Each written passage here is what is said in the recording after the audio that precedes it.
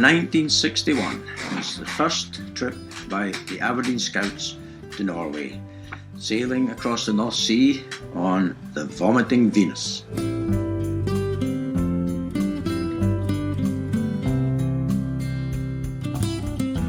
We spent a couple of days in Bergen, visited an island in the fjord,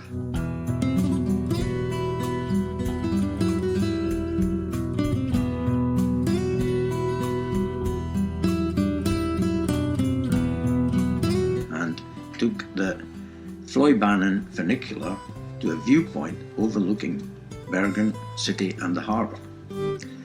This was the Aberdeen Scouts' first visit to Norway, and quite obviously the Norwegian Scouts' first time they'd met Scots in their kilts. It certainly didn't take them long to borrow the kilts. After a couple of days, we took the train to Voss, where we camped despite the rain.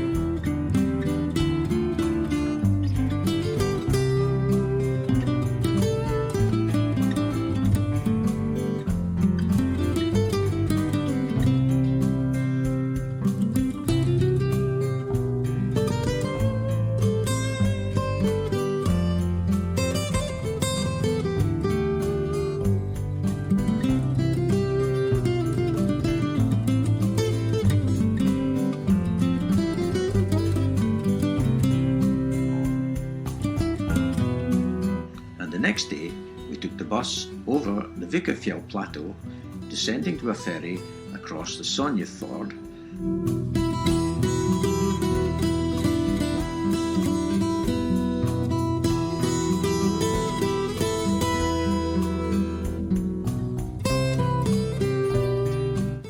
Then we took a bus to Balestrand, where we pitched tents in the rain before taking them down again and moving in to a nearby hostel. Our idea that camping on a slope did nothing to deter the rain from running through the tents.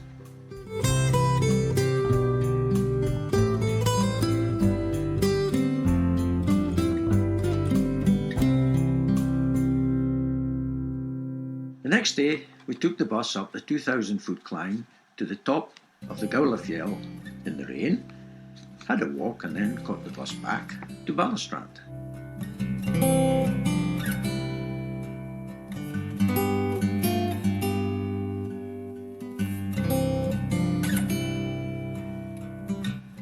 And the following day, we made a long ferry journey up the Sonjefjord and down the Orland Fjord to Flam, where we caught the train up to Myrdal, a climb of 2,844 feet in just 8.5 miles.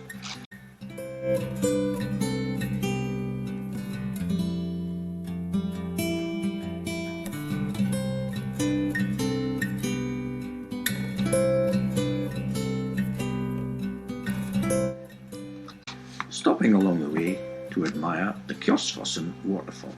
At Myrdal, we caught the main line Oslo to Bergen train back down to Voss, where the Norwegians joined us at camp.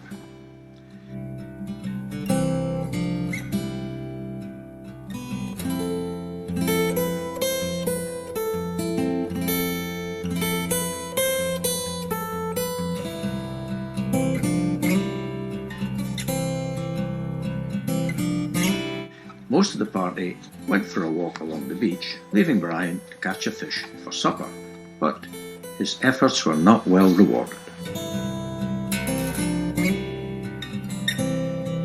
Next day, raining again, we took the bus to Gronstad, the start of the hike.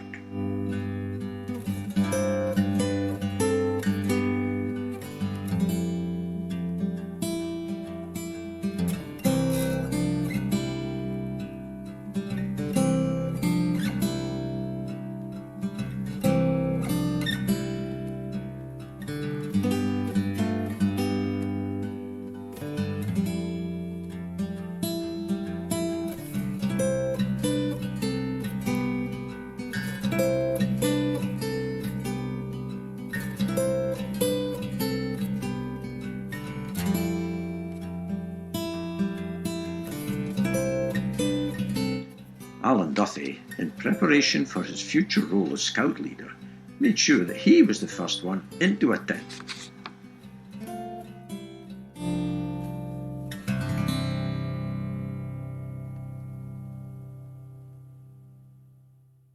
After the first long lie of the trip, and the first day it wasn't raining, we broke camp and headed across the hills to the Hardanger Fjord and our camp at Oystersea. En route, we had to ford the river, and a couple of 100 metres down the opposite bank, we forded it again. When asked why, the Norwegians' response was that it added interest to the hike. One of the highlights of the hike was the blueberries, which grew in profusion along the route, and they were eaten on the hoof and harvested for a later pudding.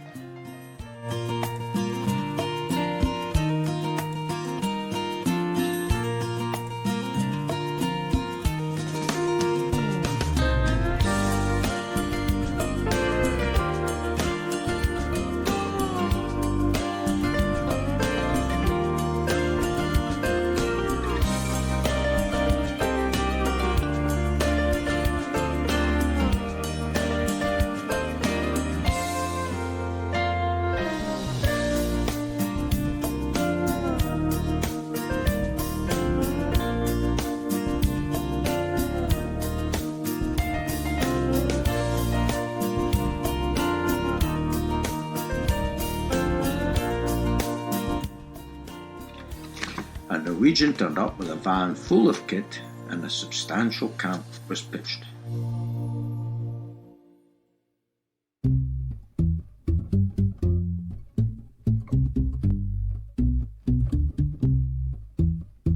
Much cooking was embarked upon, which inevitably involved the ubiquitous meatballs.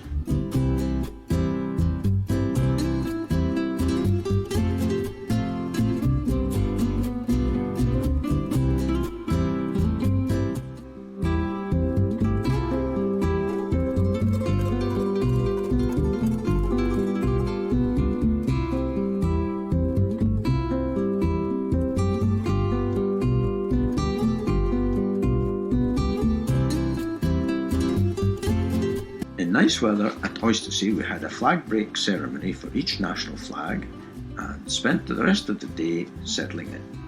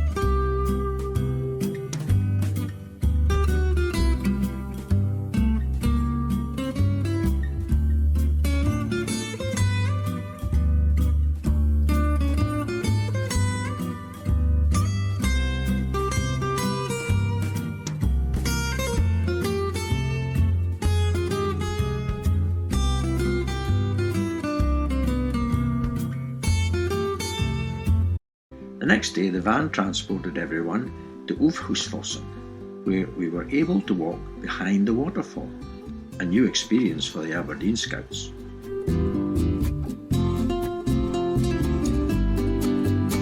We went to look at the Tokajel Pass, the route followed by the main road to Bergen through the Kamskogen Mountains.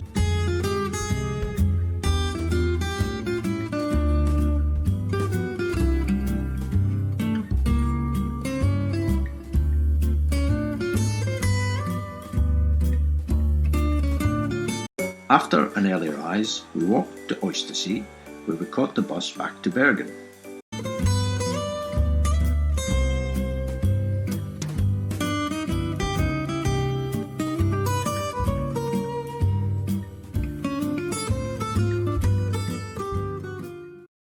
In Bergen, we stayed again in the scout hut. The Norwegians got back into our kilts.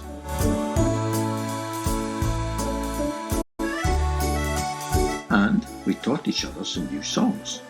The song that I remember is Kom Caroline må kom, je kom to Bergens by, men ta med paraply, which of course means bring your umbrella.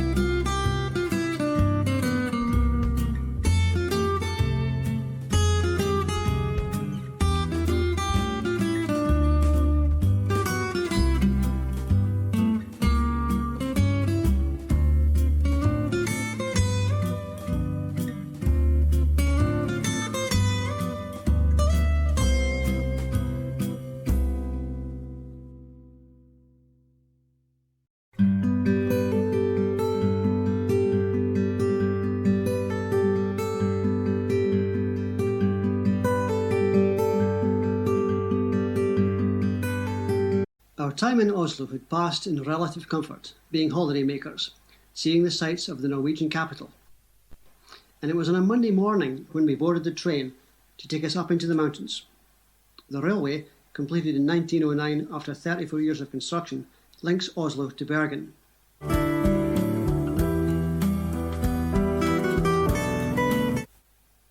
The train rolled on ever upwards with more bare rock and mountainside to see. Snow patches became more frequent and the blue ice of the Hardangervidda glacier could be glimpsed. This was exciting, getting to be an adventure.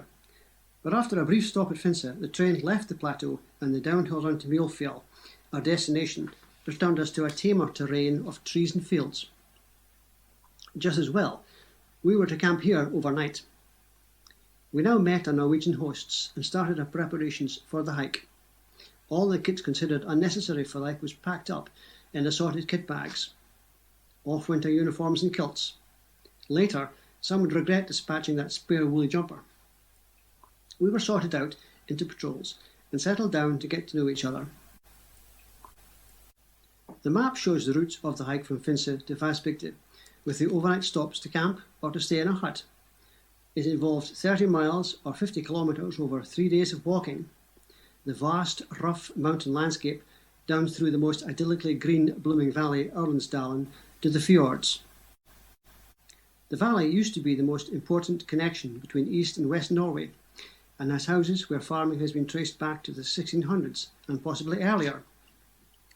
It doesn't seem much, but for most of us who hadn't done anything like this before, it was a massive undertaking. How we trusted our leaders. The Norwegians, who all looked bigger, stronger, more suntanned and fitter than us, didn't seem to eat very much when they were camping, and we too had to get used to a diet of bread and cheese, sometimes meatballs, and the curious fruit soup. They clearly had much more experience in hiking and camping. To them, the journey ahead of us was just a stroll in the country. The next day, early on a chilly morning, we took down the tents and packed our rucksacks before having breakfast. On the train, back up the line to Finse. At Finse, at 1200 metres, it was cold and sleety. Nobody had said it would be this cold. We huddled in doorways. We shivered and stamped our feet, keen to get going. Surely anywhere would be better than this. Not so. Loaded down with the increasingly bought food, the Norwegians in particular carrying seemingly massive loads, we set off uphill to the highest point in the walk at 1600 metres. Luckily for us, the Norwegian Trekking Association had provided a most welcome hut for us to have lunch in, away from the weather. In the continuing sleet and sometimes snow, our plastic macks and cycle capes defying all that the Norwegian summer could throw at us, and our cotton jackets greedily soaking up the plentiful moisture. The clearly marked path with a red T every so often ensured that we were heading in the right direction, although some of us thought that the right direction was back to Finse. The hike was now mostly downhill in improving weather, and although it was still cold, our wet clothes dried as we went along. We were very pleased to reach the end of our day's walk at Jætteryggen hut. Here the intention was to camp outside, but the prospect of a freezing night in thin sleeping bags prompted Uwe, the Norwegian scout leader, to get us all bedded down in the attic of the hut for 1 Norwegian kroner each. In 1965, there were 20 Norwegian kroners to the pound.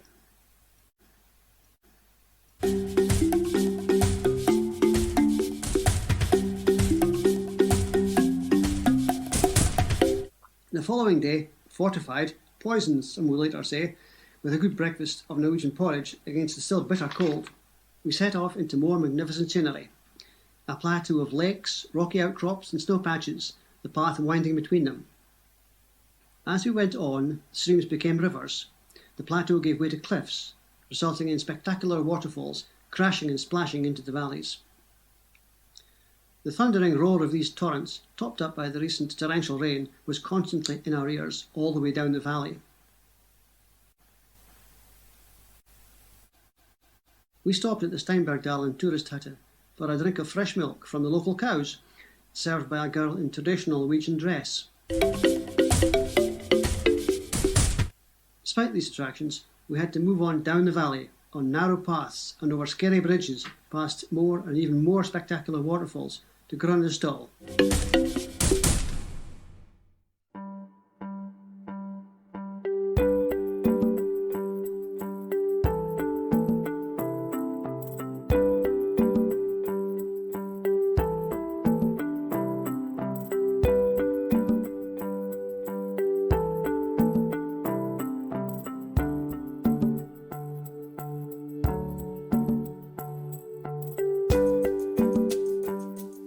to Grundestall, a surprisingly large flat field in the midst of cliff and plunging valleys.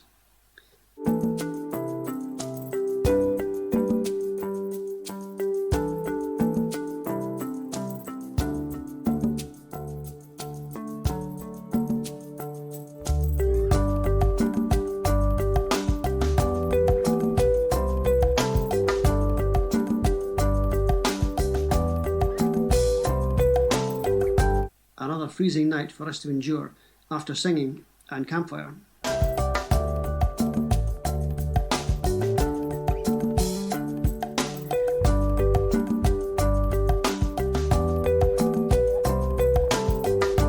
Another day, and after a leisurely start, more walking down the valley with stupendous views at every turn.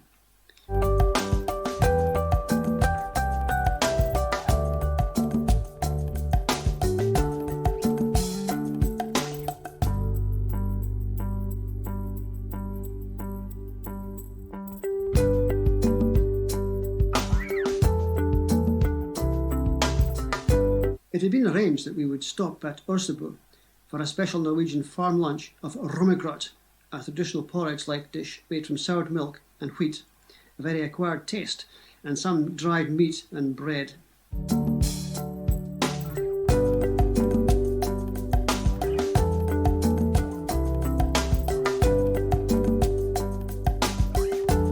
Outside in the field, a football was chased around, and some went in the water and attempted to row.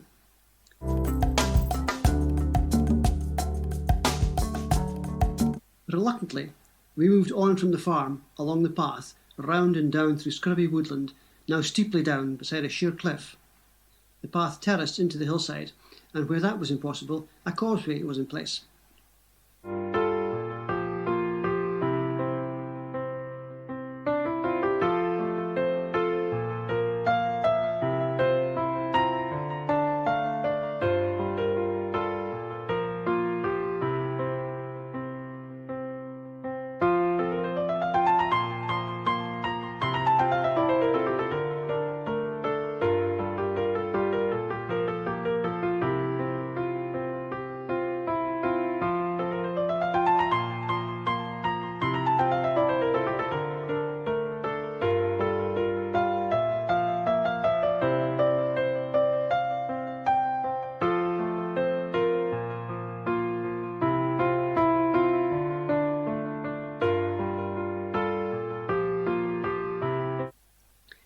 The planned campsite was in this precipitous area, but the possibility of someone rolling out of bed and ending up hundreds of feet below made this too risky, and we walked on to Vassbygde camping as close as possible to the bus stop, as we'd have to be up and ready to go the next day for a 7 o'clock departure.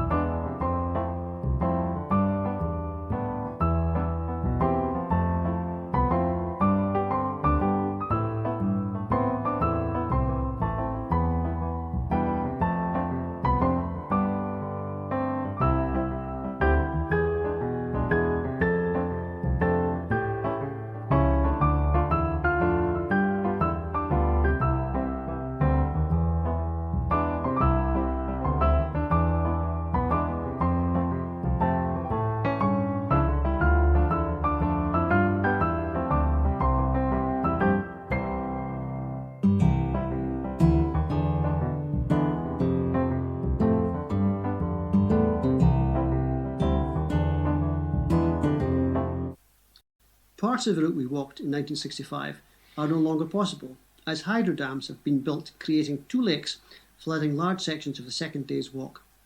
And now much of the remaining route can be driven on a fast road. Ytteriggen is still a walk in from the road or railway at Finse.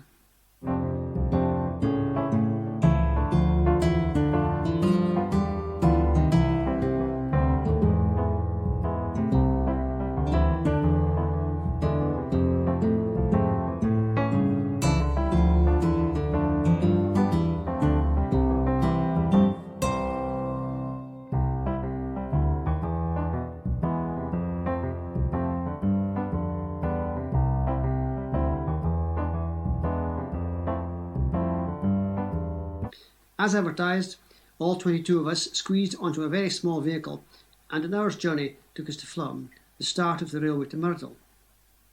In Flum we drank solo, the local fizzy orange, and wrote postcards.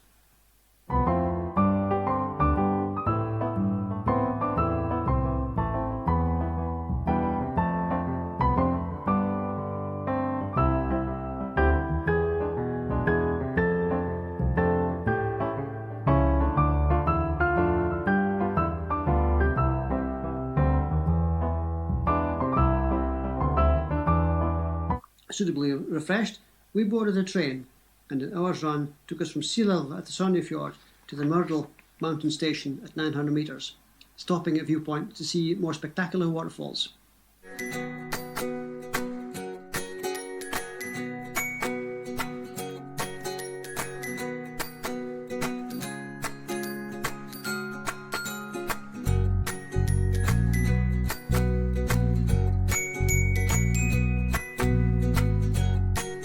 At Myrtle, the line connects with the route to Bergen.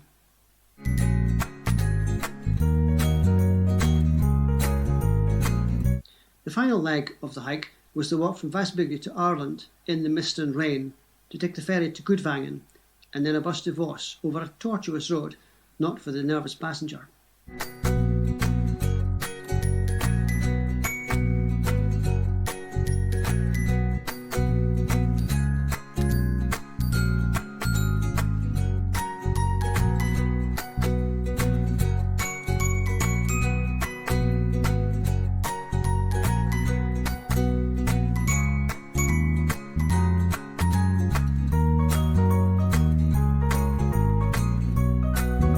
Our journey included a stop at Stalheim Hotel, not for a coffee, but to see a view.